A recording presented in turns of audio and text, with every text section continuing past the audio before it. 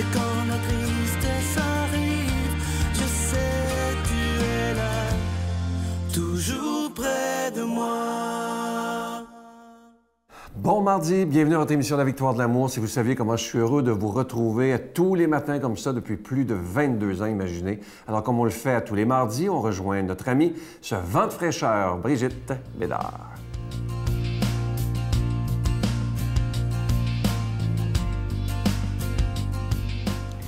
Bonjour, bon matin tout le monde. Je vais vous parler de ma femme de ménage.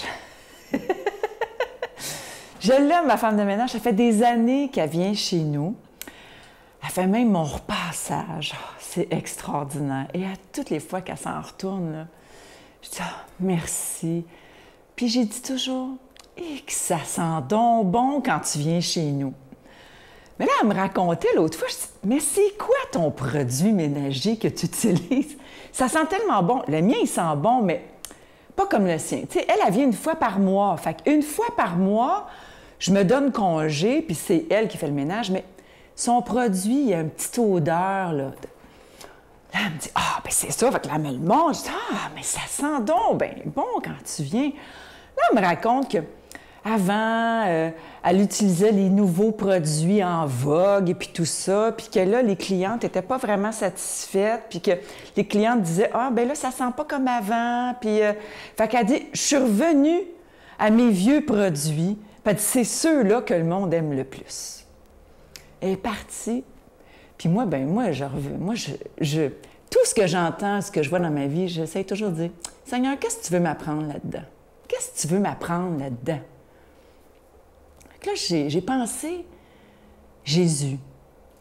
Quand Jésus, est-ce que Jésus, j'y donne toute la place dans ma maison? L'importance de consacrer ma maison à Jésus. Tu sais, c'est comme un vieux langage, hein? C'est un vieux langage. Faire une consécration. Qu'est-ce que ça veut dire, consécration, tu sais? Dans le fond, c'est qu'on se consacre à quelque chose. Ça veut dire que toutes nos énergies, toute notre vie va tourner autour de ça. Tu sais, quand on dit « moi, je me consacre à mes enfants ». Alors, tout ce que je vais faire dans la vie, ça va vraiment tourner autour de leur bien-être et puis tout ça. Autour, tu sais, je vais me consacrer à ma vie conjugale, à ma vie familiale. Donc, tous mes choix que je vais faire, ça va tourner autour de ça. Bien, pourquoi est-ce que je ne consacrerais pas ma maison à Jésus? Puis je mets de l'encens, puis là, je vais bénir ma maison avec cet encens-là. Puis ça va donc sentir bon dans ma maison. C'est comme un vieux produit, si on veut, mais ça marche encore. Puis les enfants, quand je consacre ma maison, je le fais peut-être une fois par semaine. Le lundi, j'ai décidé que moi, je bénissais ma maison, je la consacrais à Jésus. Les enfants, quand ils arrivent de l'école le soir, ils disent « Hey, maman, ça sent donc bien bon. » Ça sent l'encens, tu sais, il y a de l'encens parfumé. La maison est consacrée à la bonne odeur de Jésus. C'est ça que moi, je leur dis pas ça, mais voyez-vous, des petites choses comme ça qui fait que Jésus est présent. Notre Père qui es aux cieux, que ton nom soit sanctifié, que ton règne vienne, que ta volonté soit faite sur la terre comme au ciel. Donne-nous aujourd'hui notre pain de ce jour. Pardonne-nous nos offenses comme nous pardonnons à ceux qui nous ont offensés. Ne nous laisse pas entrer en tentation, mais délivre-nous du mal, car c'est à toi qu'appartient le règne, la puissance et la gloire, pour les siècles des siècles. Amen. Donne-moi rendez-vous dans l'éternité, qu'il faut croire toujours en toi.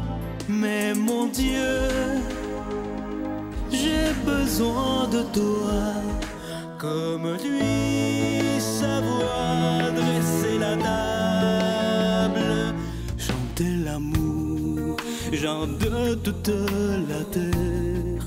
Mon cœur, je l'ai gardé pour toi, mon Dieu. La victoire de l'amour, c'est la force de la foi. On a tous un rendez-vous dans les bras. C'est la dernière semaine que je vous parle de ce magnifique cadeau du mois. Comme je vous dis depuis le début, une exclusivité de la Victoire de l'Amour. Vous ne retrouverez jamais ça dans les magasins. C'était fabriqué pour les gens de la Victoire de l'Amour. C'est fabriqué au Québec. Il s'agit de ce magnifique médaillon de la Vierge Marie qui est fabriqué en zinc fini antique. Alors, d'un côté, vous avez une magnifique reproduction du visage, comme on se l'imagine, de la Vierge Marie. Et de l'autre côté, elle nous dit ceci. C'est gravé dans la pierre. « Je te protège, mon enfant, et je t'aime ». Je vous rappelle que c'est avec un don de 25 $. Si vous en voulez deux, avec un don de 40 $. Et je vous le dis, ça se donne tellement bien en cadeau aux plus jeunes, comme moi, je l'ai toujours dans mes poches, et aux gens peut-être plus âgés qui vivent des moments difficiles aussi dans les hôpitaux.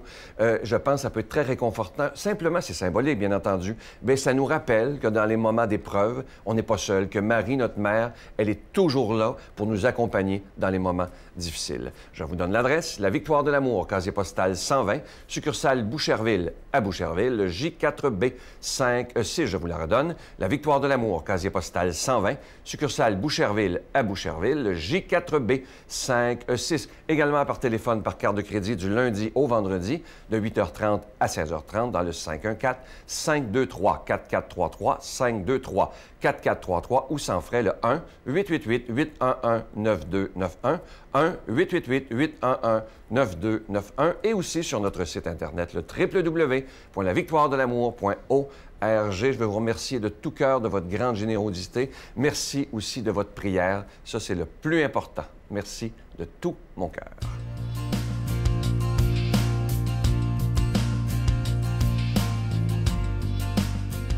Mon Dieu, donnez-moi la sérénité d'accepter les choses que je ne peux changer, le courage de changer les choses que je peux et la sagesse d'en connaître la différence. Amen. Aujourd'hui, pour la parole de Dieu, on rejoint quelqu'un que j'apprécie beaucoup. Il est là depuis les tout débuts de la Victoire de l'Amour. Je le connaissais bien avant, l'abbé Donald Thompson.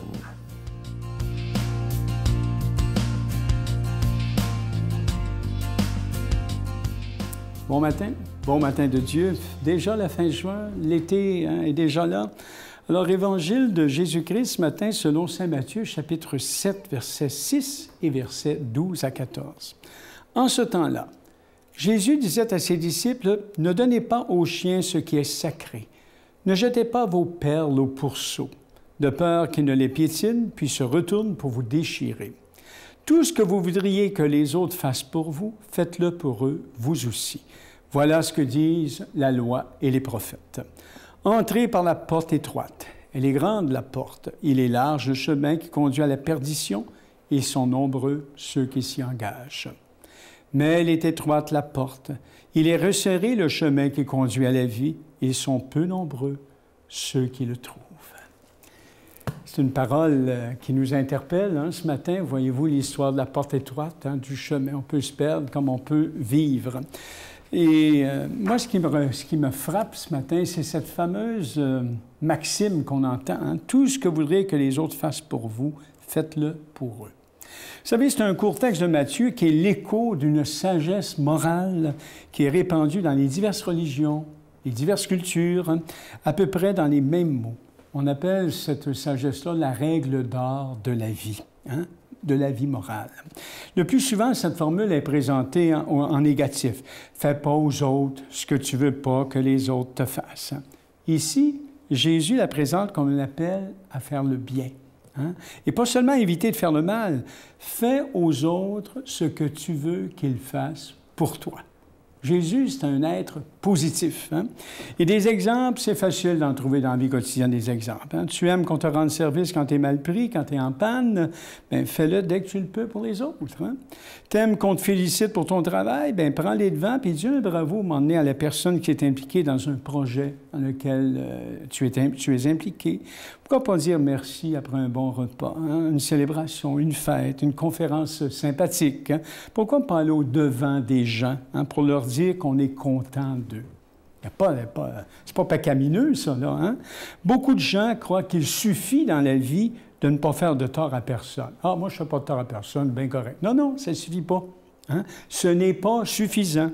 Jésus est sévère pour celui ou celle qui a enfoui son talent dans la terre parce qu'il avait peur de son maître. Il n'a pas pris le risque de faire le bien. Alors, il ne suffit pas d'éviter le mal, vous voyez? Il ne suffit pas de ça, pas du tout, au contraire. C'est déjà un bon point, bien sûr, mais il faut s'efforcer de faire le bien, concrètement, faire du bien aux autres, s'occuper du bonheur des autres. Vous savez, quand on dit que la mesure de l'amour, c'est d'aimer sans mesure, autrement dit, il n'est pas question de calculer, de mesquiner, de mesurer sa charité selon ce qu'on a reçu de l'autre. L'amour qu'on a donné nous revient le plus souvent, comme dit l'Évangile, au centuple. Et c'est une chaîne ou encore c'est un boomerang. C'est un boomerang. Hein? Vous connaissez cet étrange objet qu'on lance et qui revient comme par magie à son lanceur. Hein? Et l'amour, c'est comme ça.